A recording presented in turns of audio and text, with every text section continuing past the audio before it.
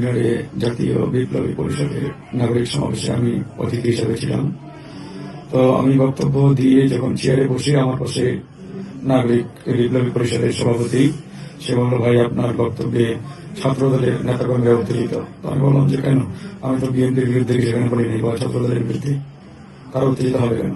আমি বক্তব্য দিয়ে নিচে নামছি যাওয়ার জন্য, সাথে সাথে পিছন থেকে অতর্কিতভাবে আমার উপরে তারা আক্রমণ করে। আক্রমণ করার পরেই পরবর্তীতে আমরা নিশ্চিত হয়েছি যে এটা এই বিপ্লবী পরিষদের সন্ত্রাসীরা এই আক্রমণ চালিয়েছে ছাত্রদের কায়দায়।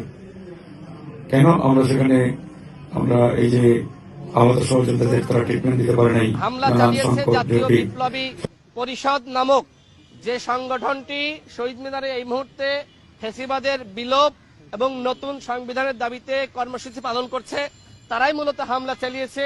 সেখান থেকে সাংবাদিকরা আমাকে ফোন দিয়ে জানিয়েছে যে ফারুক হাসান সেখানে বক্তব্য রেখেছিলেন এবং সরকারের তিনি সমালোচনা করেছিলেন যে এই গত প্রায় 5 মাস অতিবাহিত হলেও এখনো পর্যন্ত শহীদের তালিকা তৈরি করা সম্ভবপর হয়নি। এখনো পর্যন্ত আওয়ামী হাইকমান্ড এবং শেখ পরিবারের কাউকে গ্রেপ্তার করেনি।